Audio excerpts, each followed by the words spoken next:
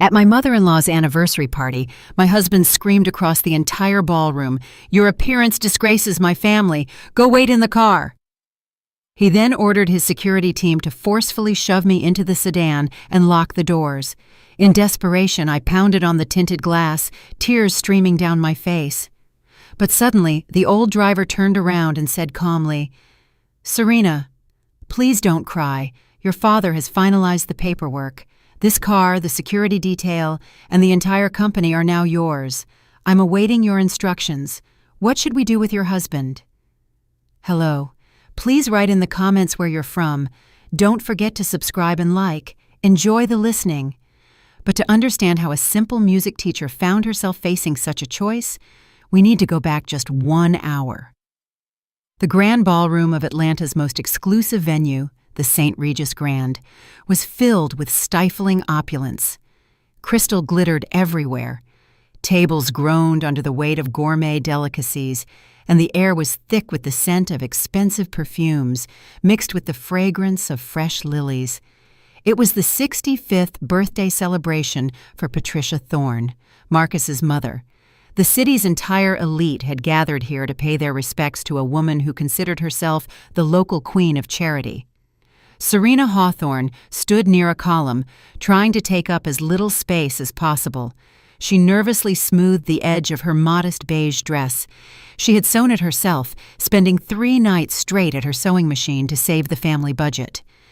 Marcus always claimed the company was tight on cash and asked her not to spend money on new outfits. But now, looking at the wives of her husband's business partners, draped in designer gowns and dripping with diamonds, Serena felt pathetic and utterly out of place. She searched for her husband. Marcus Thorne, tall, polished, and in a perfectly tailored tuxedo, flitted from one group of guests to another. He laughed, shook the hands of important people, and beamed. For him, this evening was not just his mother's party. It was a showcase of his success. Marcus noticed Serena and frowned. He strode quickly toward her, painfully squeezing her elbow. "Why are you standing here like some poor relative?" he hissed into her ear, his strained smile still fixed for the guests walking by. "Get over to the main table. Mom's about to give her toast, and for God's sake, stop slouching. You're the CEO's wife, not a mouse from the cellar." Serena nodded, swallowing her offense. She was used to it. In 10 years of marriage, she had learned that the most important thing to Marcus was appearances. She dutifully headed toward the main table, where Patricia Thorne was already holding court. The birthday woman was in her element. In her deep burgundy velvet gown, she looked monumental. She accepted congratulations with the air of a monarch bestowing a favor. Serena took a glass of champagne from a waiter's tray just to give her trembling hands something to do. She wanted to approach and quietly wish her mother-in-law a happy birthday, as etiquette required. "Patricia," Serena began softly, taking a step forward. "Happy birthday." Her mother-in-law spun around abruptly. She did it with deliberate force, swinging her arms as if she hadn't noticed her daughter-in-law standing right next to her. Her heavy elbow slammed into Serena's arm.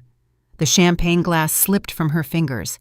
The crash of broken glass silenced the hum of conversation. The music stopped instantly. The amber liquid spread across the polished hardwood floor. A few drops splashed onto the hem of Patricia Thorne's dress. A deathly silence fell over the room. All eyes, hundreds of them, focused on Serena. She froze, feeling the heat rise to her face.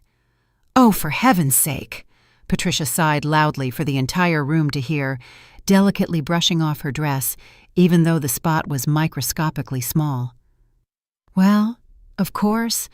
What else could I expect?" Marcus was instantly at her side. His face was blotched red, not with shame, but with fury. He saw his partners exchanging glances and their wives curling their lips. His perfect image had cracked. He didn't ask what happened. He didn't offer his wife a napkin. Instead, he exploded. "What the hell are you doing?" Marcus roared, making Serena's ears ring. "Are your hands made of stone? Did you intentionally try to ruin my mother's party?" "Marcus, she bumped me." Serena tried to defend herself, but her voice trembled. "Shut up!" he barked. "Stop making excuses. Look at you. You're a drab little mouse. All you know how to do is embarrass me. I dragged you out of the hood, and you can't even hold a champagne glass." He grabbed her arm roughly, like she was a criminal. Serena gasped in pain. Marcus dragged her away from the table, right through the center of the ballroom. "Marcus, you're hurting me. People are watching," she whispered, barely able to keep her feet moving without tripping. "Let them watch," he shouted, enjoying his power. "Let them see who I have to live with. Your appearance disgraces my family. Get out of here." He hauled her toward the massive exit doors.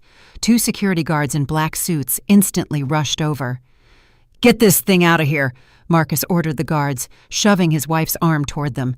"Shove her into the car, let her sit there like a punished dog until I decide what to do with her, and lock the doors so she can't stick her nose out." The guards, accustomed to following orders without question, took Serena by the arms. She didn't resist. The shock had paralyzed her will. Marcus turned around and headed back into the ballroom, smoothing his jacket as he walked. Behind him, there was sparse but approving applause from the guests, supporting the strong man who had restored order. Serena was led outside. The evening air hit her face with a chill. A guard opened the back door of a black executive sedan and literally shoved her onto the leather seat. The door slammed shut, and the central lock clicked. She was alone in the semi-darkness of the luxurious interior. Serena pressed her face against the tinted glass. Through her tears, she could see the brightly lit windows of the ballroom. The party was still going on. Her husband, the man she had loved for 10 years, was probably smiling and drinking wine again, having erased her from his life in a single instant. Hysteria crashed over her in a wave. Serena began to pound her fists on the soft door panel, then on the window. "Let me out!" she screamed, even though she knew no one outside could hear her because of the soundproofing. "I want to go home. Marcus!" she sobbed, smearing her mascara across her cheeks. The sense of humiliation was so complete that she just wanted to disappear, to dissolve. Life felt over. How could she look people in the eye tomorrow? How could she return to that house? Suddenly, she noticed she wasn't alone in the car. In the driver's seat sat Mr. James, the older driver who had worked for the Thorne family even before Marcus became a high-powered executive. He had always been silent, invisible as a shadow. Marcus often insulted him, calling him an old relic, but didn't fire him because Mr. James knew the city better than any GPS. Mr. James slowly turned off the engine. An absolute silence descended on the cabin, broken only by Serena's stifled sobs. The driver looked up and met her eyes in the rearview mirror. His gaze held no trace of his usual subservience or pity. There was something else there, something hard and resolute. "Serena," he said. His voice was unexpectedly firm. "Stop. Tears won't help, and they'll only hurt your cause." Serena froze, surprised by his tone. She wiped her cheek with the back of her hand. "Mr. James, please open the door. I'll just take a bus." "No bus," the driver cut her off. "We're not going anywhere until you know the truth." He turned his body toward her, holding a tablet. "Marcus Thorne thinks your father is a drunk failure who lives off the grid and keeps out of sight," Mr. James continued calmly. "That was the plan. Your father, Fletcher Beloit, wanted to test what kind of man your husband really was. The test dragged on for 10 years, and today it's over." Serena stared at him, not understanding a single word. What was he talking about? Her dad really did live simply. She used to send him part of her meager paycheck, hiding it from Marcus. "This morning, your father activated the blind trust transfer protocol," Mr. James said, handing her the tablet over the back of the seat.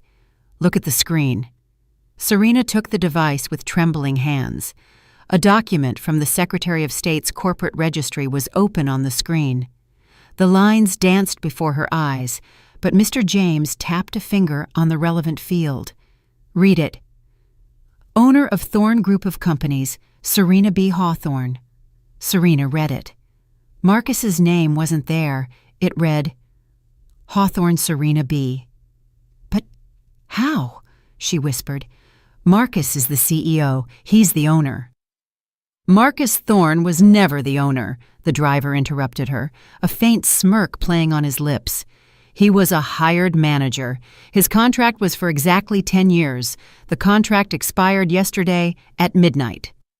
Mr. James looked directly into her eyes, and now Serena saw a strength in the older man she had never noticed before. As of this minute, Marcus Thorne is nobody, unemployed, and you are his employer.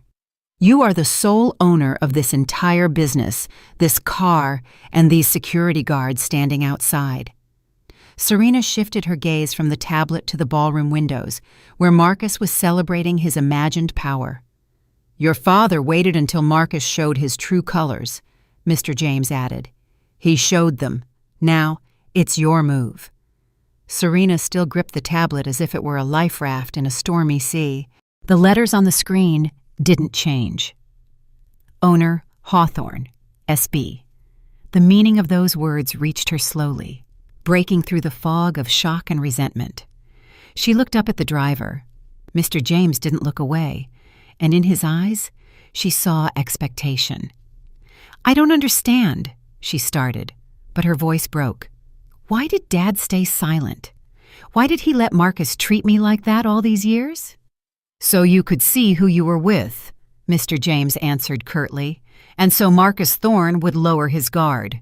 He became complacent. But this is no time for philosophy, Serena. We have little time.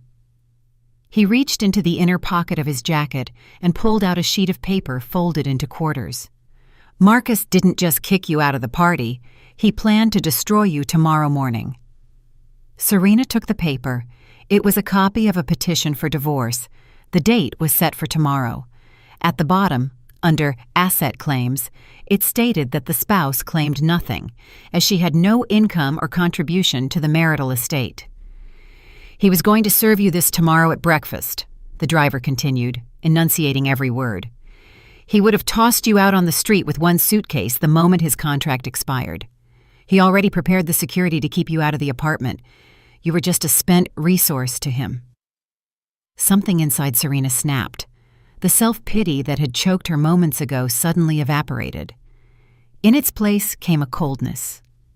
An icy, searing cold.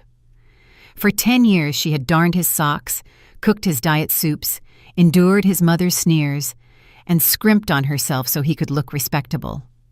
She loved him, and he was just waiting for the contract to end. She straightened her spine. The tears dried up on their own. Mr. James?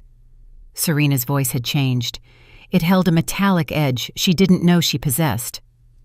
Open the car. The driver nodded, pleased by the change. He pressed the unlock button, then handed her a thick envelope from the glove compartment. Take this. Your father asked me to give it to you. It's cash from the reserve fund. I think you'll find a use for it right now. Serena took the envelope, feeling its satisfying weight, and pushed the door open. The night air no longer felt cold. She stepped out of the car and smoothed down her modest dress. Now, it didn't seem poor. It was the dress of an owner who didn't need tinsel to know her worth. The security guards at the entrance, the very ones who had thrown her out 5 minutes earlier, exchanged glances. One stepped forward to block her path. Miss Hawthorne, we were instructed not to let you in. Mr. James, who had silently appeared behind her, simply cleared his throat. The guard looked at the old driver, saw a barely perceptible nod and a strange hand gesture. The security personnel froze, then silently stepped aside, opening the heavy oak door. Serena walked into the ballroom. Live music was playing, glasses clinked, and laughter rang out. Marcus was standing in the center of a circle of guests, telling some joke. Patricia Thorne sat on her throne-like chair, nodding graciously. Serena walked directly toward them. The click of her heels was lost in the noise of the party, but her presence didn't go unnoticed. First, those closest to the entrance fell silent. Then the silence spread in a wave until it covered the whole room. The musicians, sensing trouble, stopped playing. Marcus turned around. Seeing his wife, his face flushed purple, his eyes narrowed with rage. He excused himself from his conversational partners and strode toward her, clenching his fists.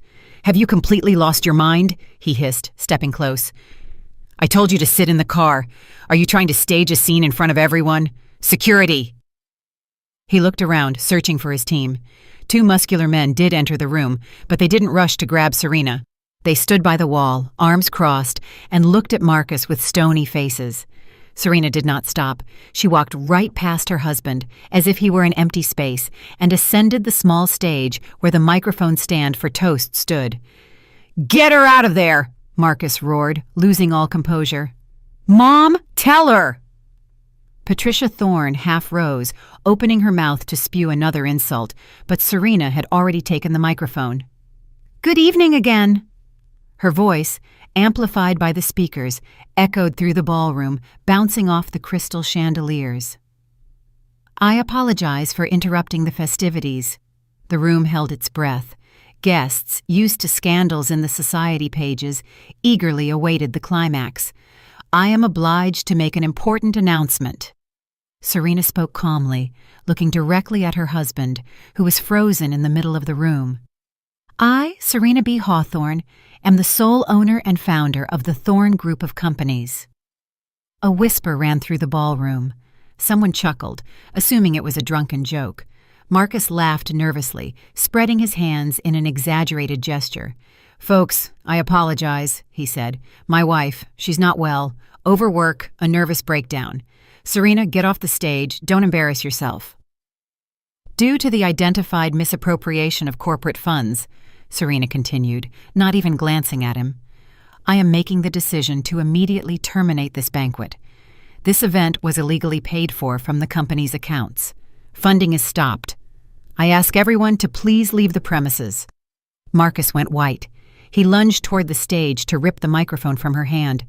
"You're delusional. What owner? You're a nobody. Security. Throw her out or I'll fire all of you." At that moment, Mr. James, standing by the entrance, nodded to the head of security. The 2 hulking guards, instead of grabbing Serena, stepped forward to intercept Marcus, blocking his path to the stage. "Mr. Thorne, please step away," one of them said gruffly. "It's the owner's command." Marcus froze, switching his frantic gaze between the guards and Serena. The guests began whispering louder. The atmosphere of scandal thickened. "This is a prank!" Patricia shrieked. "Marcus, what's going on? Do something!" Marcus tried to salvage the last scraps of his authority. He turned to the room, forcing a crooked smile. "Friends, pay no attention. This is just a family dispute. We'll sort everything out now. Waiters, champagne for everyone, music." But the orchestra didn't play. The waiters, standing along the walls with their trays, didn't move. Their faces were grim. Serena raised the microphone to her lips again. "There will be no champagne," she said, "and no music, because Marcus Thorne forgot to mention one small detail. He's bankrupt." She reached into the envelope Mr. James had given her. "I found out that the catering service and restaurant staff haven't been paid in 3 months," Serena announced loudly. "Marcus has been feeding you promises while hosting parties with the company's last dollars." Marcus flinched, as if he'd been slapped. This was a low blow. In this social circle, infidelity might be forgiven, but financial insolvency was a death sentence. "That's a lie," he squeaked. Serena walked to the edge of the stage, where the head waiter, an older man with a tired face, stood. "Here is the 3 months' debt and a bonus for tonight's work," she said, so everyone could hear, and handed him the thick wad of bills. "Distribute this to the staff right now." The head waiter, staring dumbfounded at the money, took the stack. He quickly counted the top bills and nodded to his colleagues. A profound silence fell over the room, broken only by the rustle of cash as the waiters began dividing the money among themselves right next to the lavishly set tables. This was more concrete proof than any document. The guests, the city's elite, began to visibly distance themselves from Marcus with expressions of distaste. A man who stiffed the help while throwing lavish parties was social poison in their circle. Marcus stood alone in the center of the room, red-faced, sweating, and utterly destroyed. He looked at the wife he had considered worthless for 10 years, and for the first time he saw someone to be feared. "And now," Serena said, lowering the microphone, "the banquet is over." The guests left in silence, trying not to look either Marcus or Patricia in the eye. It wasn't just the end of the evening, it was a social execution. The next morning, Marcus woke up in a motel. He was afraid to go home, unsure of what else his quiet wife might pull. His head was pounding, but rage fueled him. He was sure this was some monstrous mistake, a glitch in the registry, a stupid joke by his senile father-in-law. He would fix everything. He always did. By 8 o'clock in the morning, he was at the glass doors of the Thorne Group office tower. With his usual proprietary gesture, he flashed his magnetic keycard at the turnstile.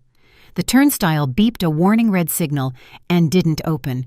Marcus frowned and tried the card again, denied again. "What the hell?" he roared. "Lena, open up! Your system is down!" Lena, the young administrator, who usually blushed at the sight of the boss and rushed to pour his coffee, sat behind the reception desk. Today, she wasn't blushing. She was pale and shrinking in her chair. "Mr. Thorne, I'm sorry," she stammered, avoiding his gaze. "Your pass has been deactivated." "Deactivated by whom? I'm the CEO. Open it immediately." "I can't." Lena, with a trembling hand, pointed to a display board with official notices hanging in the lobby. "The directive is posted." Marcus rushed to the board. A fresh sheet of paper with an official seal proclaimed, "Directive number 1, regarding the removal from office of CEO Marcus Thorne due to loss of trust and expiration of contract term, to appoint acting officer." At the bottom was a large, sweeping signature, S.B. Hawthorne. Marcus tore the sheet from the wall, crumpled it, and threw it on the floor. "This is a forgery!" he screamed so loudly that the security guard at the entrance put his hand on his baton. "I'm calling the police right now. You'll all be out of a job." He spun around and burst out of the building, nearly taking out the revolving door. A plan formed in his head instantly. He had to go home. The original corporate documents were in the safe there. He would force Serena to sign a retraction. He would choke her if necessary, but he would make her sign everything back over. 20 minutes later, his car screeched to a halt at the gates of their suburban estate. Marcus jumped out without even closing the car door and ran to the pedestrian gate. He punched in the code. The lock didn't react. He pushed the buzzer. Silence. "Serena! Open up!" he yelled, yanking the handle. "I know you're in there! Open up!" He started kicking the metal gate. A neighbor, a retired colonel who was watering his lawn, walked over to the fence. "Marcus, what's all the noise?" the neighbor asked sternly.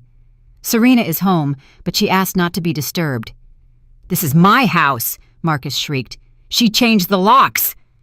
He lunged at the fence, trying to climb over, but his foot slipped. Then he grabbed a stone from the ground and threw it at a first-floor window. The glass twanged mournfully and spider-webbed with cracks, but it didn't shatter. The double-pane window was strong. "I'm calling the police for vandalism, you hooligan!" the colonel snapped. "Go ahead, call them!" Marcus screamed, kicking the gate repeatedly. "Let them come and throw out this imposter!" Inside the house, standing at a second-floor window, Serena watched the whole thing. Her heart hammered somewhere in her throat. Seeing her husband so pitiful, so frantic, so dehumanized, was frightening. Yesterday, she would have rushed to open the door, apologize, and calm him down. The habit of being an obedient wife ran deep. Maybe I should talk to him?" she asked uncertainly, not turning around. "He is still my husband." Mr. James, who was sitting at the kitchen table calmly drinking tea, shook his head. "No, Serena. Pity is a poor advisor, especially now." He stood up, walked over to her, and placed a small cardboard box on the windowsill. "I retrieved this from his office safe this morning while he was sleeping at the motel. The guards let me in. They're your guards now." Serena looked at the box. Inside were folders of documents. "What is this?" The answer to the question, why? "You still think he loved you, even in the beginning, don't you?" Serena was silent. Yes, somewhere deep down, she still hoped their meeting 10 years ago wasn't a coincidence. He had been so charming, so attentive. A prince who fell for Cinderella. She opened the top folder.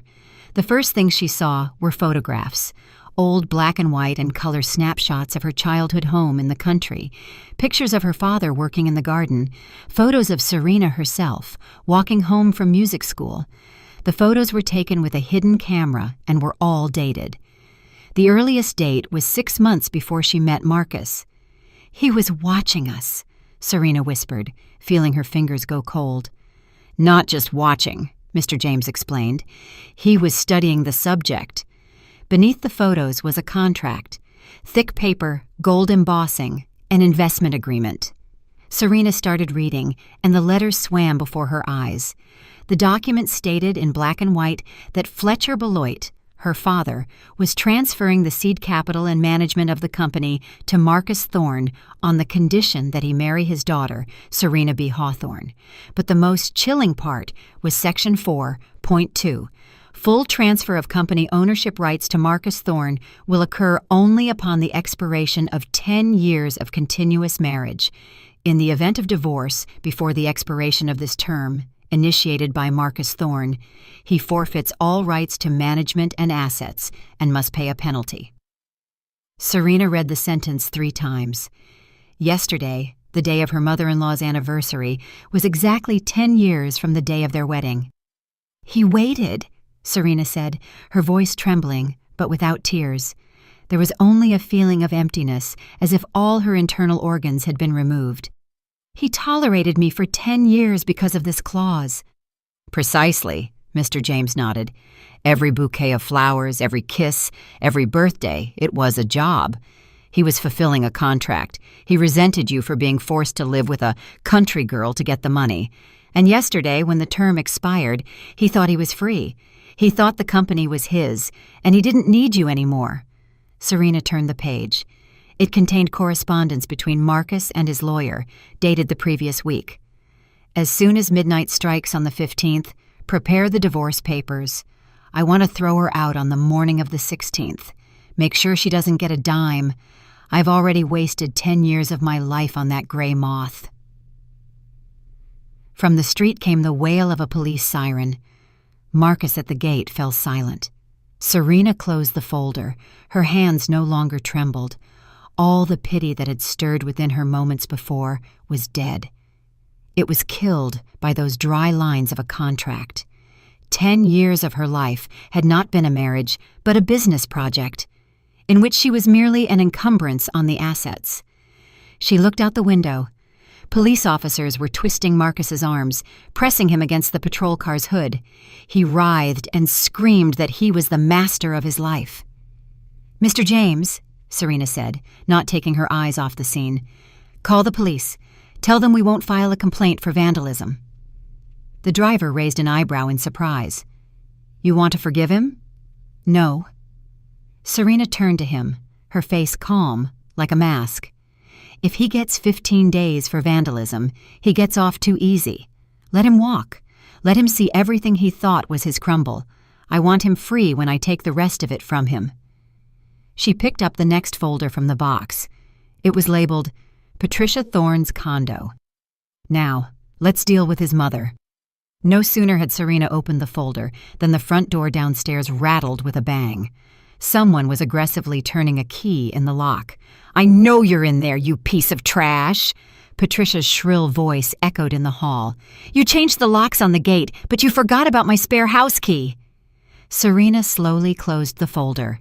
She had forgotten her mother-in-law had her own keys. Marcus had given them to her just in case, so his mother could come for inspections at any time. These visits usually ended in a scene over dust on the shelves or incorrect seasoning in the soup. Heavy footsteps clattered up the stairs. The living room door flew open, and Patricia Thorne stood on the threshold. She was still in the burgundy dress from the anniversary, wrinkled and stale. Her hair was messy, her makeup smeared, but her eyes shot lightning. "You!" she gasped, rushing toward Serena. "You destroyed my son! You disgraced us across the whole city!" Her mother-in-law raised her hand. Her hand, with a massive ring, flew directly at Serena's face. Before, Serena would have flinched. Before, she would have closed her eyes and taken the blow, just as she had taken all the insults for 10 years. But that was the Serena who was locked in the car yesterday. Serena caught her mother-in-law's hand in midair, firmly, sharply. Patricia gasped in surprise and tried to pull away, but her daughter-in-law's grip was like steel. "Don't you dare," Serena said quietly, but distinctly. "Never dare to raise a hand to me again." She pushed her mother-in-law's hand away. Patricia staggered, grabbing the back of a chair for support. "You! How dare you talk to me like that?" She choked with indignation. "I'm the queen of this city. I'll crush you to powder. Marcus will fix everything, and you'll crawl at our feet." Serena calmly walked to the table and picked up the folder she had just been looking at. "Marcus won't fix anything, Patricia, and you're not the owner of the city or even your own condo." "What nonsense are you spouting?" her mother-in-law scoffed, adjusting her hair with trembling hands. "My condo in the luxury tower, it's my fortress. It's deeded to me." "Was deeded to you," Serena corrected. "Right up until your son decided to play big-time businessman." She pulled a bank-stamped document from the folder and placed it on the table in front of her mother-in-law. "Read this, mortgage agreement." Patricia curled her lip contemptuously, but looked at the paper anyway. "What is this? Marcus said it was just a formality for business expansion." "It's a lien," Serena explained mercilessly. "Marcus took out a massive loan against your fortress, a high-risk credit to cover his embezzlements before the audit he feared. He was sure he'd get full control of my company in a week and pay off the debt with my money, but he miscalculated." Serena paused, letting the information sink in. "The payment deadline passed a week ago. Marcus defaulted. According to the contract terms, the bank has the right to seize the collateral." "No," Patricia whispered, turning pale. "That's impossible. He couldn't have." "He could, and he did," Serena smiled coldly. "And since the controlling interest in the bank that issued the loan belongs to my father's holding company, in fact, I decide on the eviction." She produced another sheet, an eviction notice. "This apartment is now listed as company housing on the company's balance sheet. You are not an employee. You have 24 hours to vacate the premises." Patricia snatched the paper. Her hands shook so violently that the sheet tore. "You wouldn't dare!" she shrieked. "I'm a mother! I'm an elderly woman. Where am I supposed to go?" "That's not my problem," Serena cut her off. "You spent 10 years telling me I was a nobody who lived off your charity. Now it's your turn to find out what that feels like." Her mother-in-law collapsed into the chair. All her arrogance, all her false aristocracy, peeled away like cheap veneer. Sitting before Serena was just a frightened, wicked old woman. 24 hours, Serena repeated. Time's ticking. Patricia looked up at her, eyes full of tears. But they weren't tears of remorse. They were filled with panic and animalistic malice. "This is all your fault," she suddenly yelled, striking the armrest with her fist. "If you had died sooner, none of this would have happened. Marcus would have gotten the money and we'd be living like kings." "You knew about the contract?" Serena asked, though she already knew the answer. "Of course I knew," Patricia laughed hysterically. "I told him to take that loan. I told him, 'Marcus, take the money. That village idiot won't go anywhere. In a week, all her inheritance will be ours, and we'll buy the condo back. I thought we had outsmarted you." She jumped up, her face distorted. "You think your pathetic father didn't think about you? You think he abandoned you? Ha!" Serena tensed. "What are you talking about?" "The letters," Patricia spat out. "He wrote to you every month. 'My dear Serena, my daughter, how are you?' Ugh, sickening sentimentality. I intercepted them from the mailbox before you even woke up." Serena felt the earth shift beneath her feet. Her father had been writing to her all those years. She thought he had forgotten her, was angry because she had left for the city. "And you know what I did next?" Patricia was reveling in her confession, as if it were her last weapon. "I wrote him back, in my handwriting, which looks just like yours. 'Dad, don't write to me. I'm ashamed of your poverty. Send money or forget my name.'" A deafening silence hung in the room. Serena looked at the woman sitting before her, and couldn't believe a person could be so utterly rotten. For 10 years she had cried into her pillow, thinking her father had stopped loving her.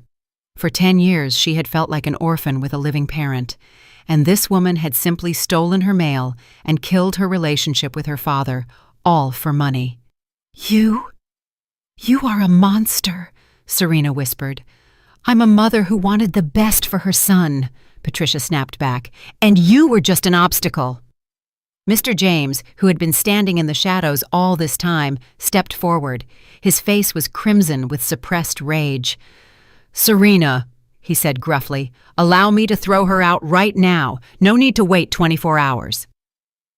Serena looked at her mother-in-law, who flinched, seeing the driver. "No," Serena said. Her voice grew stronger. "Let her pack her things. Every rag, every trinket. Let her feel every minute of her downfall. But the letters—" She walked right up to Patricia. "Where are the letters? Did you destroy them?" Patricia grinned maliciously. "No, I kept them in a shoebox on the top shelf, like trophies of my victory over you." "Get out," Serena said softly. "Go to your condo. Pack your things. And if I don't find that box when I come to inspect the condo tomorrow, I will file a lawsuit against you for mail fraud and forgery. And then you'll lose not only your home, but your freedom as well." Patricia Thorne went completely white. She realized she had gone too far. She grabbed her handbag and, without another word, scrambled out of the room. A second later, the front door slammed shut. Serena sank onto the sofa. She didn't have the strength to stand. "Dad wrote to me," she repeated, staring into the distance. "All this time." Mr. James placed a hand on her shoulder. A heavy, warm palm. "He did, Serena." And he waited patiently. He knew the letters weren't getting through. He suspected they were being intercepted, but he kept writing so that when everything came out, you would have proof of his love. Serena buried her face in her hands. Now she cried, but these were different tears, not of resentment, but of relief. She wasn't alone. She had never been alone. "Let's go," she suddenly said, standing up abruptly and wiping her eyes. "Let's go to the office. I need to see the accounting records. I want to know what else that family man spent my money on while his mother was stealing my letters." While Serena was driving to the office, Marcus was already knocking on the door of an apartment in a new development on the outskirts of the city. Chloe, his former secretary, a tall blonde with a visibly rounded belly, opened the door. "Marcus!" she exclaimed, surprised to see him with a travel bag. "Why are you so early? You said you were kicking the gray mouse out today." Marcus squeezed inside without taking off his shoes. "Plans changed, kitten," he lied, tossing the bag in the hallway. "We ran into some legal complications. That crazy woman forged the documents. I need to crash here for a couple of days while my lawyers sort this out." Chloe frowned. She knew about Marcus's plan and had been waiting for this day like a holiday. "What complications? You promised we'd move into the mansion." "We will move," Marcus barked, but immediately softened his tone. "Of course we will. It just takes time. I'll declare her legally incompetent. You know she's unstable. The judge will side with me. The money isn't going anywhere. It's mine." Chloe pursed her lips, but nodded. She wanted to believe him. After all, she was carrying his child, the heir to the empire, as Marcus liked to say. "Fine," she said, "but I need money for the ultrasound and vitamins." "Tomorrow." Marcus dismissed her, falling onto the sofa. "Everything tomorrow." But tomorrow came sooner for Chloe. She wasn't stupid and had seen the city news outlets. Rumors of the scandal at the anniversary party were already swirling. The fear of being left with nothing pushed her to a desperate act. She decided that if Marcus couldn't put his wife in her place, she would. An hour later, Chloe burst into the community center where Serena, despite the tumultuous events of the past 24 hours, was conducting a rehearsal for the children's choir. The hall was full of children and their parents. Serena was standing by the piano, trying to concentrate on the sheet music, when the doors flew open with a bang. "There she is!" Chloe screamed, pointing at the stage. "The thief!" The music stopped. The children went silent with fright. Parents jumped to their feet. Chloe, breathing heavily, marched down the aisle. Her pregnancy was obvious. "Look at this saint!" she yelled, addressing the hall. "She pretends to be Teacher of the Year, but she stole from her own husband. She kicked him out on the street and took everything." Serena slowly lowered her hands. She recognized the young woman. She had seen her photo on Marcus's phone when he accidentally left it unlocked.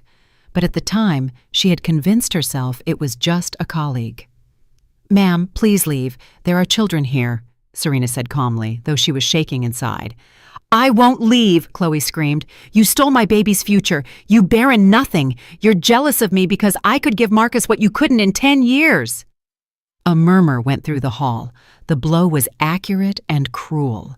Everyone knew how Serena dreamed of having children, how she sought treatment, and how she cried after every negative test. "You're a thief," Chloe continued, walking right up to the stage. "Give Marcus his money back. It's his company." "Security!" Serena called out loudly. 2 community center security guards, who were normally napping at the front desk, rushed over to Chloe and carefully took her by the arms. "Get your hands off me! I'm pregnant with the owner of the Thorn Group's baby!" she screamed as they dragged her toward the exit. When the doors closed behind her, a heavy silence hung in the hall. Parents looked at Serena, some with pity, others with judgment. "Rehearsal is over," Serena said quietly. "I apologize. You are all free to go." She quickly gathered her sheet music and practically fled through the staff exit, where Mr. James was already waiting. "To the office," she instructed, getting into the car. "Immediately." In the CEO's office, the one Marcus had occupied just yesterday, Serena sat down at the computer. She needed a distraction. She needed to find something that would explain this chaos. Chloe's words, "barren nothing," were ringing in her ears. She opened the accounting database. Mr. James stood beside her, a silent source of support. "Show me his personal expenses that he charged to the company," Serena requested. She scrolled through the list of transactions: restaurants, hotels, jewelry stores, all predictable. But one line caught her attention: a monthly payment of $8,500. $8,500. Recipient: the Beaumont Center for Reproductive Health. Purpose of payment: consulting services. "Beaumont," Serena murmured.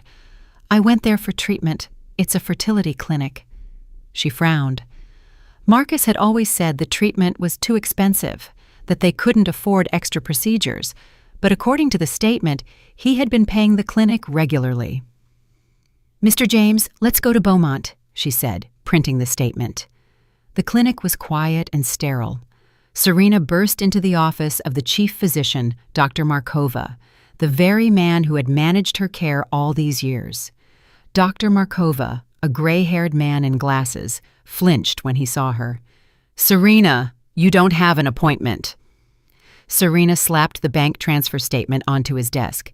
"Explain this to me, doctor. Marcus Thorn has been paying you personally every month for 5 years. What for?" "My treatment was paid for separately at the cashier." Dr. Markova went pale. He took off his glasses and began wiping them with a cloth. That is confidential information," he mumbled. "I am the owner of the company whose accounts this money came from," Serena said sharply, "and I am your patient. Either you tell me the truth now, or in an hour the district attorney's office will be here auditing your license." The doctor sighed heavily. He realized denial was useless. Marcus had lost his power, which meant there was no point in covering for him anymore. "Marcus Thorn was paying me to adjust your therapy," he said quietly. "What does that mean?" Serena felt her hands grow cold. Dr. Markova looked down. "You are healthy, Serena, absolutely healthy. You never had any problems conceiving." Serena froze. The world tilted. "But you told me—" "The tests? The pills?" "The tests were normal," the doctor confessed. "Marcus Thorn asked— No, he demanded that I give you false diagnoses. The pills you took for 5 years, supposedly to stimulate ovulation, were strong hormonal contraceptives." Serena gripped the edge of the desk to keep from falling. "Contraceptives?" she whispered. "I was taking birth control, thinking I was treating infertility?" "Yes. Marcus Thorne said that a child was not part of his business plan right now, and that a divorce would be harder to finalize if there was an heir. He paid me to ensure you wouldn't get pregnant, but would continue to believe you were trying." A terrible silence descended on the office. Serena remembered all her tears, all her prayers, all the humiliating procedures she had endured. She remembered how Marcus would comfort her, saying, "Well, maybe it's just not meant to be." He didn't just not love her, he stole her right to be a mother. He poisoned her with pills to keep her convenient for his contract. Serena slowly raised her eyes to the doctor. There were no tears in them anymore, only a black void. "You are a monster too, doctor," she said in a voice that sent shivers down Markova's spine. "You took the Hippocratic Oath and sold it for $50,000 a month." She turned and walked out of the office. Mr. James was waiting in the hallway. He had heard everything through the slightly ajar door. His fists were clenched so hard, his knuckles were white. "Serena," he began. "Don't," she interrupted him. "No words. Let's go." "Where?" "Home. No." Serena stopped in the middle of the corridor. Her face was hardened. "We're going to block his accounts and take everything he has left. He wanted me to be childless. Fine. I will ensure he is naked." She pulled out her phone and dialed the bank. "Hello, this is Serena Hawthorne. Block all corporate cards issued in the name of Marcus Thorne and annul the lease agreement on his SUV right now. Let him walk." Serena hung up, the gesture feeling like pulling a trigger. The pain of her husband's and doctor's betrayal twisted inside her into a tight, hot knot. But now that energy wasn't destroying her, it demanded release. At the same time, at a gas station on the edge of the city, Marcus was inserting the fuel nozzle into the tank of his luxury SUV. He felt like a winner. Chloe was waiting for him at home. The plan to have Serena declared incompetent seemed brilliant. He took out his platinum corporate card and swiped it at the terminal. The terminal beeped and displayed a red message. "Declined. Card blocked." Marcus frowned. "Your machine's glitching," he grumbled to the attendant and pulled out his second card, a gold one. Beep. "Declined. Contact bank." Marcus started to panic. He tried a third card, his personal one, linked to the same salary account. Same result. "Sir, are you going to pay?" the cashier asked impatiently over the intercom. "You're holding up the line." "I'm coming," Marcus snapped. He reached into his pocket for cash, but remembered he had given his last big bills to Chloe for a cab. $200 bills lay forlornly in his wallet. Not enough for even 5 gallons.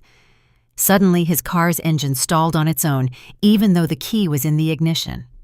A message flashed on the dashboard. "Remote engine lockout. Contact leasing company." "What?"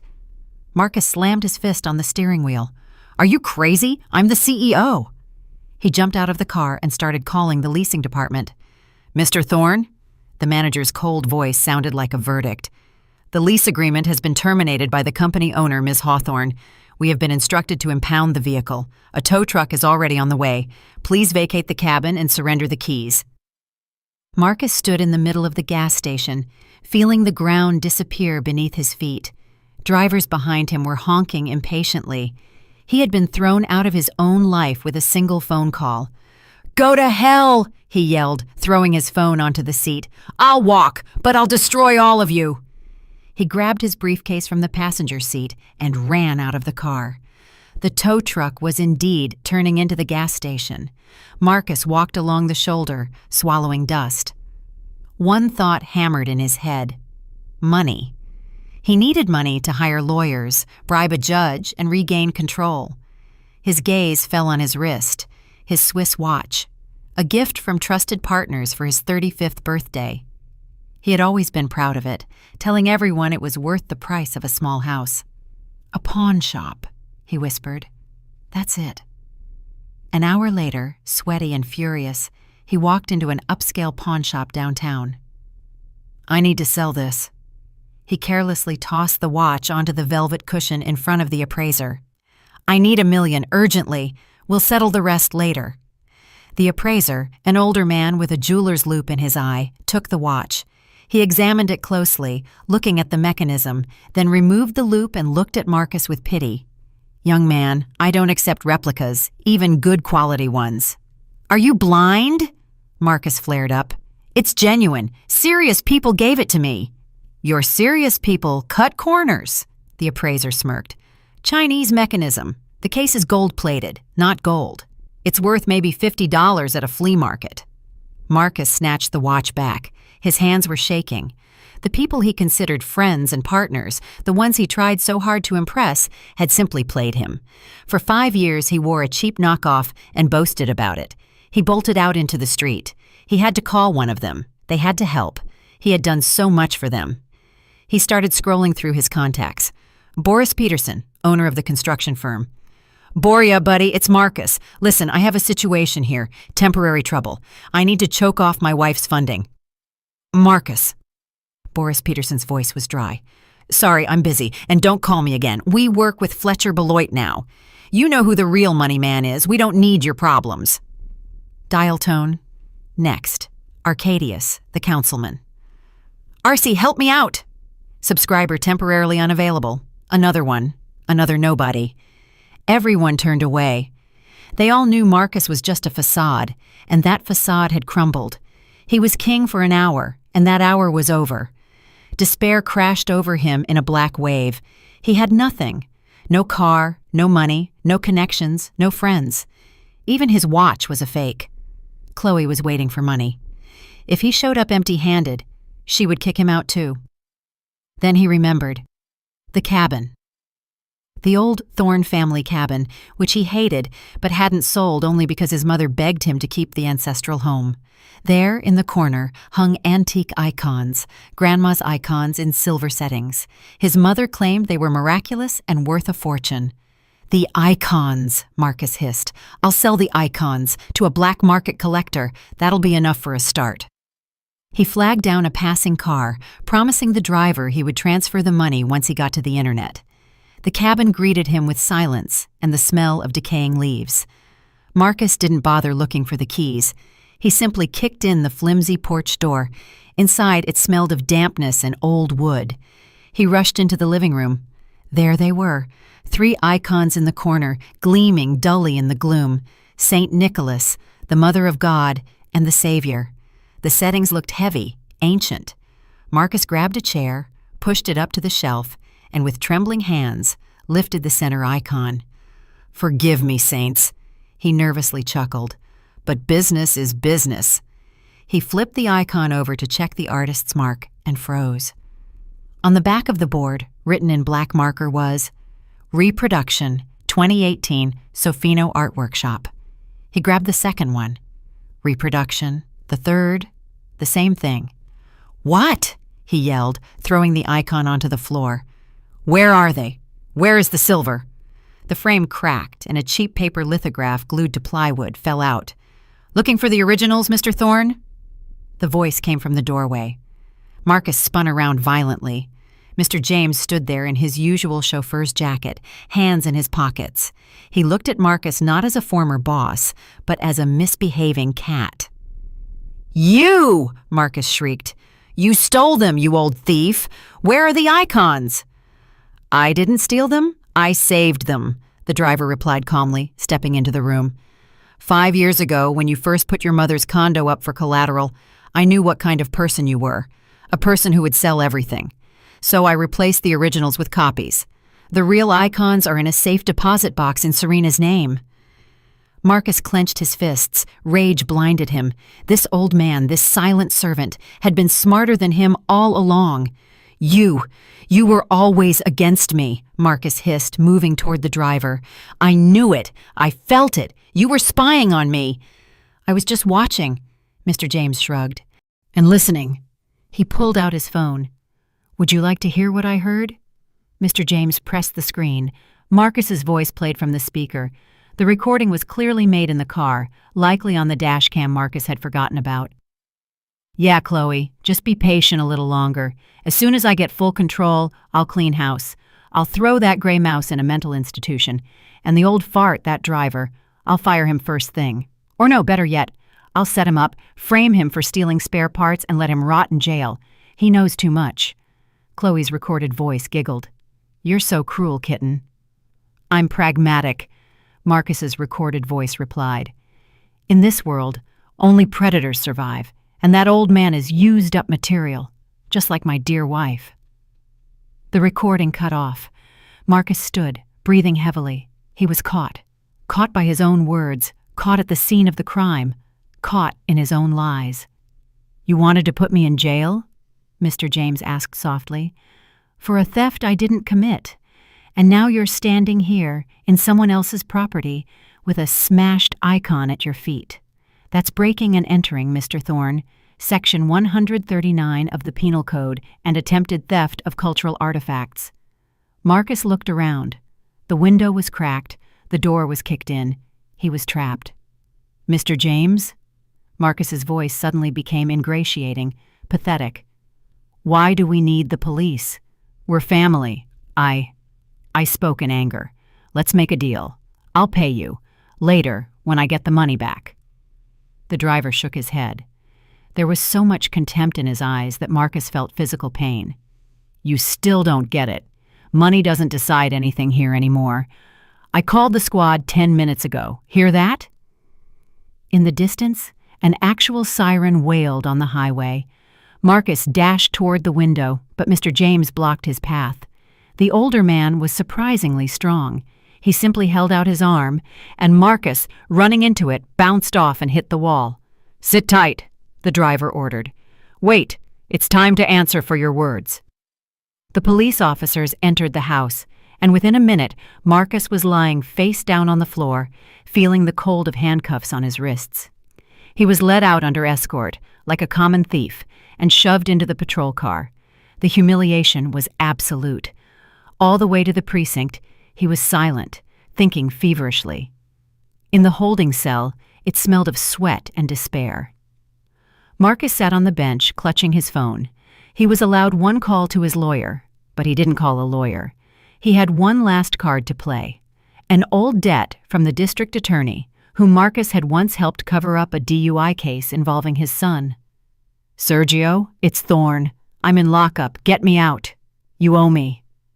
2 hours later, he was released on his own recognizance. Free, Marcus inhaled the city's polluted air. He was angrier than ever. Serena thought she had won. She took his company, his money, his car, but he still had his reputation, and he would destroy hers so thoroughly that she would hand him the office keys just to make him stop. He hailed a cab and drove to his mother's condo. Patricia Thorne was sitting in her living room among boxes, tear-stained and bewildered. Seeing her son, she threw herself into his arms. Marcus, darling, you came! You fixed everything! We're staying! Marcus pushed her away, holding her tightly by the shoulders. Listen to me carefully, Mom. We don't have time for tears. We're going to the bank. What? What bank? She didn't understand. We're going to destroy Serena publicly. Marcus's eyes held a fanatical gleam. I've already contacted the reporters. There's a press conference at the City News Center in an hour. You're going to go out there and say Serena is a monster. A monster? Patricia blinked. Yes. You'll say she abused me for 10 years, that she's mentally unstable, that she hit you, that she forced us to sign the company over to her under threat of violence. But Marcus, that's a lie. She wouldn't hurt a fly. And the company? There are documents. To hell with the documents, Marcus yelled, shaking his mother. Public opinion is what matters. If we raise a stink, if people believe she's a tyrant, we can challenge all the deals in court. We'll say I was suffering from duress, under hypnosis, whatever. He thrust a sheet of paper, covered in his handwriting, into her hands. Here's the script. Memorize it. You need to cry right now. You need to look pathetic. You're a poor, miserable mother being thrown out on the street by a cruel daughter-in-law. Got it? Patricia's eyes scanned the lines. She starved us. She threatened to kill Marcus. She's a cult member. Marcus? This is too much, she whispered. It won't be exposed. He cut her off. Either you do this, or you sleep in a shelter tomorrow. Choose. Patricia swallowed hard. The fear of being homeless outweighed the fear of lying. She nodded. An hour later, dozens of journalists sat in the conference room. The Thorne family scandal was the main topic of the week, and everyone craved details. Cameras were pointed at the table where Marcus and Patricia Thorne were sitting. Marcus looked perfectly miserable. He wore an old sweater, the only thing he could find at his mother's, and ran his hands through his hair. "Ladies and gentlemen," he began in a soft, trembling voice. "I was silent for 10 years. I endured it. But yesterday's events were the last straw. My wife, Serena Thorne, seized my business in a hostile takeover. But that's not the main thing. The main thing is what she's doing to my family." He paused, dramatically wiping away a non-existent tear. "I asked my mother, Patricia, to tell the truth. Mom, don't be afraid. They hear us now." In her office, Serena watched the live broadcast on a large screen. Mr. James stood beside her. "Should I turn the sound off?" he asked, seeing how white Serena's knuckles were. "No," she said firmly. "I want to see how low they can sink." On the screen, Patricia Thorne pulled the microphone toward her. She looked miserable, trembling hands, shifty eyes. Marcus placed his palm on her hand, squeezing it. To the cameras, it looked like support, but Serena knew he was hurting her, forcing her to speak. Patricia began. "I want to make a statement." Marcus gave her an encouraging nod, but the threat was clear in his eyes. "Go on, you old fool. Read the script." Patricia looked at her son. Something clicked in her head at that moment. She remembered how he had screamed at her an hour ago, how he had forced her to take that loan that cost her the condo, how he had always used her. She turned her gaze to the camera. Live broadcast. The whole city is watching. Serena is watching. If she lied now, Serena would destroy her, throw her out without mercy. And Marcus? If he won, he would become king again. And then what? Would he remember his mother, or would he use her and discard her again, just like he used Serena? She saw the same cold calculation in her son's eyes that she saw when he slid the mortgage documents in front of her. He wouldn't save her. He would drown her along with himself if necessary. "Mom, speak!" Marcus hissed through clenched teeth, squeezing her wrist harder. Patricia jerked her hand free. "My son is lying!" she announced loudly and clearly into the microphone. Silence fell over the room. Marcus froze, his mouth hanging open. "What?" he hissed. "Are you crazy? Read the script." "No!" Patricia slammed her hand down on the table. "I will not read that garbage." She turned to the cameras, and now her voice was hysterical. But it was the sincere hysteria of a cornered animal who decided to bite. "He forced me to come here. He wrote this script." She crumpled the paper and threw it in Marcus's face. "He wanted me to lie about Serena, but Serena is not at fault for anything." The journalists leapt to their feet, flashbulbs popping. This was a sensation. "Mom, shut up!" Marcus roared, trying to cover her mouth with his hand. "She has dementia! Don't listen to her!" Patricia dug her nails into his arm. "I do not have dementia. People, listen, he's to blame for everything. He stole money from his wife. He forced me to put up my condo as collateral." "That's not true!" Marcus shrieked. "You signed the documents yourself." "I did not sign them," Patricia blurted out. And this was her trump card. "You brought me papers when I was sick and couldn't see well. You said it was insurance, but the signature on the loan agreement—" "I saw it later. It's not my signature. You forged it. You forged your own mother's signature to get the money." The room erupted in noise. Marcus recoiled from his mother as if she were a leper. He looked at her in horror. She had just accused him, on live television, of a felony, grand larceny by fraud. What are you doing?" he whispered. "You're sending me to jail." Patricia looked at him with hatred mixed with triumph. Better you go to jail than I end up on the street, she whispered, so only he could hear. Serena is kind.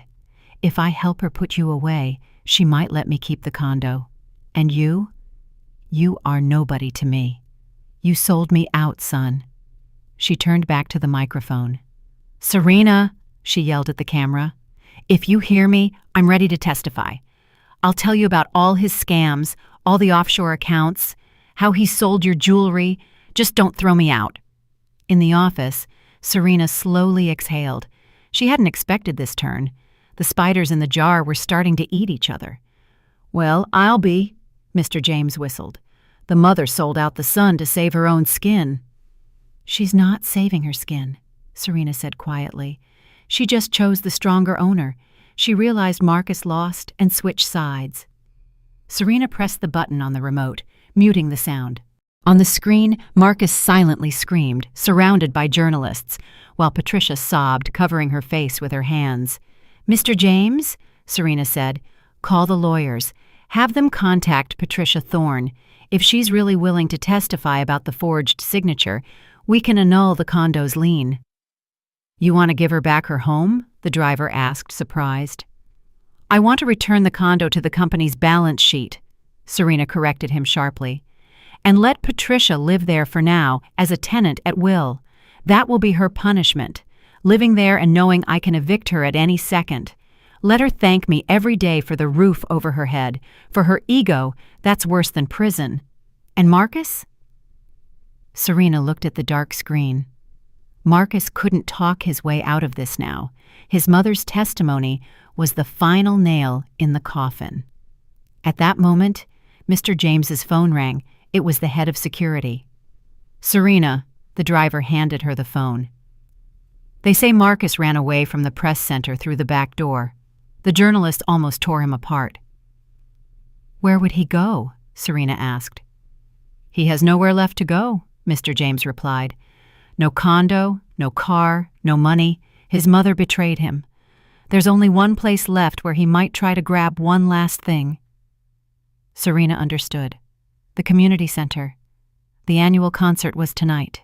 He would go there. He would try to stage one last spectacle. She stood up. Let's go. We should meet him properly. Marcus ran through the city's back alleys, pulling his hoodie low over his eyes. He felt like a hunted wolf. His phone was ringing off the hook with calls from reporters, but he threw it into a garbage can. He needed a place to catch his breath. Chloe's apartment. He reached her building at dusk. The key worked, and Marcus stumbled into the hallway, breathing heavily. Chloe, he called out. Chloe, pack your things. We're leaving. Silence. Marcus walked into the bedroom. Empty. The closets were open. Hangers lay on the floor. Chloe's things were gone. He rushed to the dresser, where he kept a stash of money in the bottom drawer under his socks. A packet of $100 bills he managed to pull from the safe before he was kicked out of the office. It was his last money, his ticket to a new life. The drawer was empty. At the bottom was a note, written in lipstick on a torn sheet from a notepad. Marcus, you're a loser. I'm not raising a baby for a penniless felon. I took the money as compensation for wasted time. Goodbye. Marcus roared. The sound that tore from his throat was like the howl of a wounded animal. She had robbed him.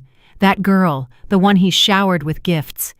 It's over, he whispered, slumping to the floor. Everyone betrayed me. Mom, wife, mistress. Only one thought remained in his inflamed brain. One goal. Serena. This was her fault. She was pulling the strings. She turned everyone against him. He had to look her in the eye. He had to force her to give everything back. He knew where she was. The big concert was tonight at the community center. She wouldn't miss it. She loved those sniveling kids too much. Marcus jumped up. There was no fear in his eyes anymore, only madness. The atmosphere in the community center auditorium was solemn. The children's choir, dressed in white shirts, stood on the stage. Serena, in a severe black dress, stood with her back to the audience, holding her conductor's baton aloft. She was focused. Music healed her soul, helping her forget the grime of the last few days. The children began to sing. Pure, clear voices filled the space. Parents in the audience smiled. Some secretly wiped away tears. Suddenly, the doors at the back of the hall burst open with a crash. The music didn't stop immediately, but the heads of the audience began to turn. Marcus stood in the aisle. He looked awful, dirty, disheveled, with a frantic look in his eyes. "Bravo!" he yelled, clapping his hands. "Bravo, Saint Serena!" Serena lowered the baton. The choir fell silent. The children looked around fearfully. Marcus walked down the center aisle, staggering. "Look at her!" he screamed, pointing at the stage. "Standing there, conducting. But do you know who she really is? She's a thief! She stole my life!" He reached the middle of the hall. "Give me back my company!" he shrieked. "Give me back my money! You're a music teacher. Your place is in this dump, not in the CEO's chair." Serena slowly turned to him. She stood on the slight elevation of the stage and looked down at her husband. There was no fear in her gaze, only boundless weariness and pity. "Marcus, leave," she said softly into the microphone. "Don't frighten the children." "I won't leave!" Marcus lunged toward the stage, intending to climb the steps. "I'll throw you out of here. I'll make you sign." But he didn't take another step. A large man, the father of one of the choir singers, a factory worker, rose from the front row. He stood silently in the aisle, blocking Marcus's path. "Listen, buddy," he said in a deep voice. "You need to get out of here. Serena asked you not to disrupt us." Another man stood up behind him, and then another. Women began standing too, shielding the children seated in the hall. "Get out!" yelled a grandmother from the balcony. "Don't you dare touch our Serena!" "Shame!" others chimed in. "Drunkard! Brawler!" Marcus stopped. He looked around. A wall of people surrounded him, ordinary people in inexpensive clothes whom he had always despised, calling them the masses. But now these masses looked at him with such strength and contempt that he felt terrified. He was alone, completely alone, against an entire auditorium, against a community that loved and respected Serena for her work, for her kindness, not for her father's money. You don't understand," Marcus muttered, taking a step back. "She tricked me." "You tricked everyone," the worker said, taking a step forward. "We watched the news. You set up your mother, you poisoned your wife. Get lost before we call the cops, or before we rough you up ourselves." Marcus looked desperately at the stage. "Serena," he pleaded, hysterical notes creeping into his voice. "Tell them! I'm your husband! I'm the owner! I demand to speak to the owner!"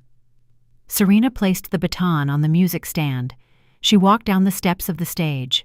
People parted before her, forming a corridor. She walked toward Marcus calmly, her back straight. She stopped 2 steps away from him. "You wanted to speak to the owner?" she asked. "I'm here." Marcus lunged for her, but the worker placed a heavy hand on his shoulder, holding him in place. "Serena," Marcus whispered. "Serena, let's make a deal. This is crazy. Give me back at least some of it. Half. I'll leave. I'll disappear. Please, Serena." Serena silently extended her hand.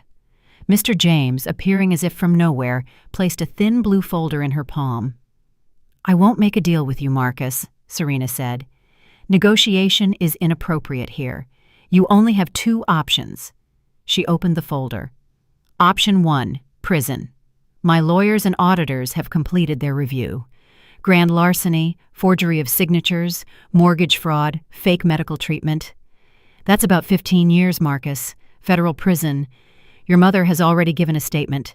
Dr. Markova is also filing a plea of guilty. As for Chloe, you know where she is." Marcus turned so pale he looked dead. His knees buckled. 15 years, he whispered. "Serena, don't. Please, I'll give everything back. I'll work for it." "You can't give anything back. You have nothing left," she answered coldly. "But work for it? That's option 2. She took a document from the folder and held it out to him. "What is this?" Marcus took the paper with trembling hands. "An employment contract," Serena explained, "for the position of Junior Logistics Coordinator." Marcus quickly scanned the text. "Northern Hub?" He looked up at her, uncomprehending. That's That hole in Alaska. I created that branch myself to exile people who messed up. It's 40 below zero in the winter. It's barracks instead of an office. Exactly, Serena nodded. You called it a correctional facility for idiots. Now, it's your workplace. Me? Junior coordinator? Marcus choked with outrage. I'm a CEO. I'm not going to the tundra to sort invoices. You are going, Serena's voice was hard as steel, because it's the only alternative to prison. If you sign this contract now, I will withdraw the police report regarding the theft charges.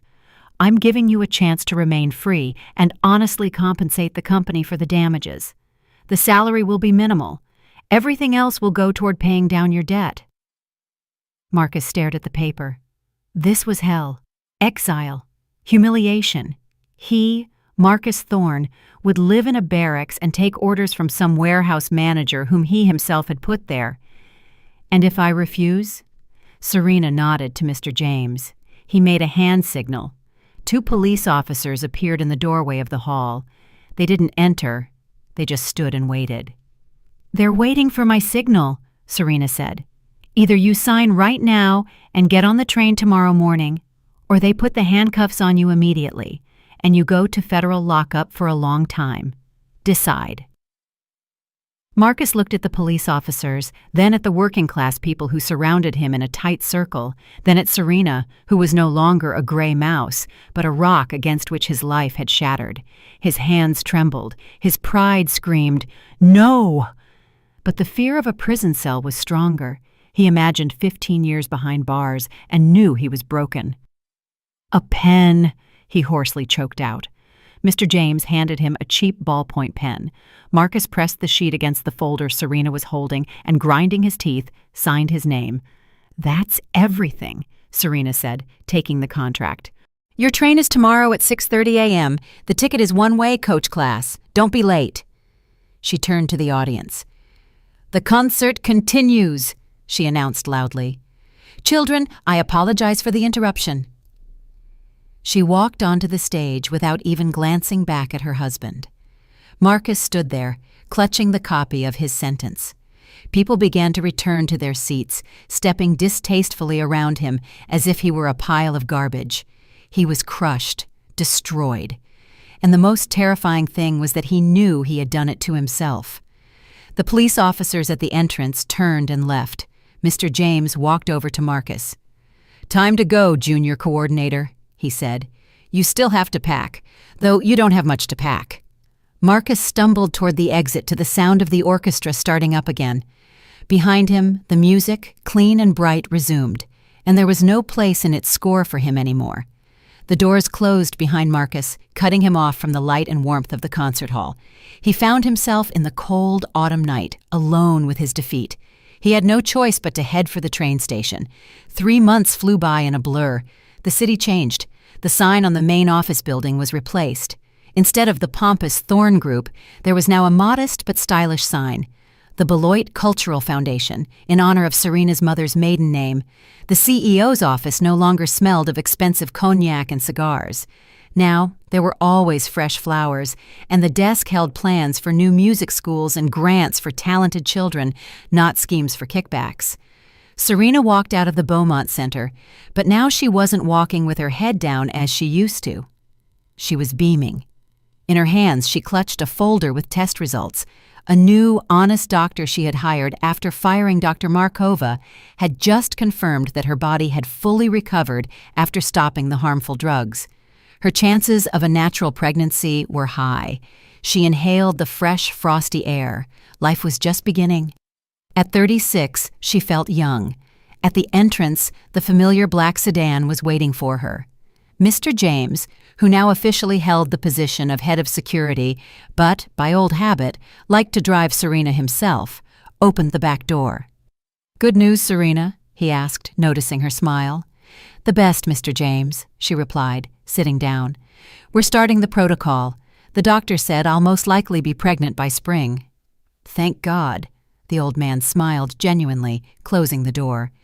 The car smoothly pulled away. "By the way," Mr. James said, looking in the rearview mirror, "Patricia Thorne called. She asked me to pass on her thanks for paying her utility bill this month, and she asked if she could get a kitten. She's lonely in the studio apartment." Serena looked thoughtfully out the window. Patricia now lived in a tiny studio condo on the outskirts, which Serena had allocated to her from the company's old housing stock. No luxury, no servants, just a small pension and a stipend from the foundation that depended on her good behavior. And strangely enough, it had done her good. Stripped of the ability to plot and pretend to be a queen, Patricia had become a quiet, devout old woman who was afraid to disturb her daughter-in-law unnecessarily. "Let her get one," Serena nodded. "Animals make people kinder. Maybe her heart will finally soften for real, not out of fear." The car turned onto Central Avenue. The city was getting ready for Christmas. Storefronts glittered with string lights. "And how is our Arctic coordinator doing?" Serena asked, not naming him. She tried not to think about Marcus, but sometimes curiosity got the better of her. "Did he make it to Alaska?" Mr. James chuckled. "He didn't make it, Serena. He was fired even during the training phase at the logistics head office here in the city. It turns out he can't even sort invoices. He made too many mistakes, mixed up the cargo, started insulting the supervisors, screaming that he was the former owner. In short, they kicked him out with a bang 3 days after he signed the contract." "And where is he now?" Serena asked. "In jail?" "No, we withdrew the report, as agreed. He's free, but he has to eat." The car paused at a traffic light. "And with his employment record, a dismissal for professional incompetence, and his reputation, he can't get a decent job." "Look to your right, Serena," Mr. James said quietly. Serena turned her head. On the sidewalk, stooped over, stood a man in a bright orange municipal services vest. He was chipping ice with a heavy iron pole, clearing the curb. His face was gray, windburned, and unshaven. On his head was a knitted cap pulled low over his ears. It was Marcus, the former king of his life, who despised simple laborers, now one of the people he used to ignore. He paused to catch his breath and leaned on the pole. His gaze swept over the black sedan stopped at the light. He recognized the car. He recognized the license plate. Marcus froze. He peered into the tinted glass of the back window, trying to see the silhouette of the woman he had humiliated for 10 years. There was no anger in his eyes, only emptiness and an endless, gnawing sorrow for the lost paradise he had destroyed with his own hands. Serena watched him. She expected to feel malice, triumph. But she felt nothing, neither pity nor anger. He had become just a part of the landscape to her, like the dirty snow he was clearing, a past that had melted away. "Green light," Mr. James said. Serena turned away from the window. "Let's go, Mr. James. We have a lot to do. Rehearsal tonight." The driver pressed the gas. The car smoothly accelerated, leaving the hunched figure in the orange vest behind. Marcus watched the receding red taillights, then spat on the ground, gripped the heavy iron pole more tightly, and started chipping the ice again. Serena pulled out her phone and dialed her father's number. "Dad, hi. Yes, I'm heading home. No, I'm not alone. I always have someone with me now, hope and love. I'll come visit you at the farm this weekend. Wait for me." She smiled at her reflection in the dark glass. The music of her new life was just beginning, and there were no false notes in this score. Well, friends, that's the story. Honestly, I got chills myself while reading you this ending. What do you think? Did Serena act fairly? On the one hand, some might say she was too cruel, sending her husband to the street, forcing her mother-in-law to live in poverty. She could have simply divorced him and let them go in peace, given them money for a fresh start. After all, they lived together for 10 years, Christian mercy and all that.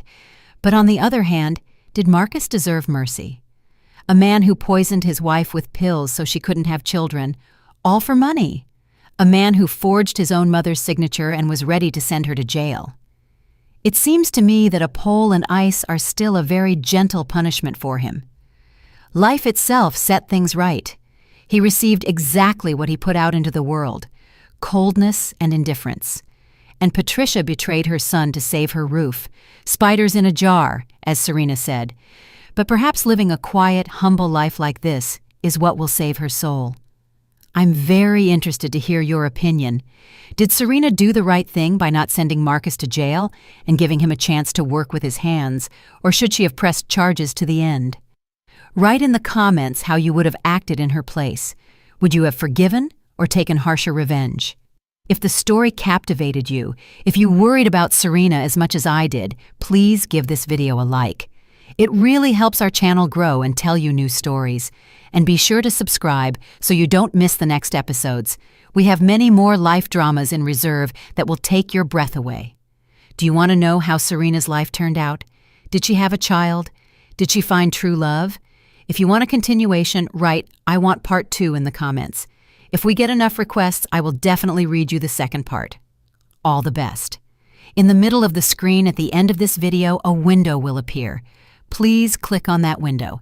Our other most interesting stories will be there.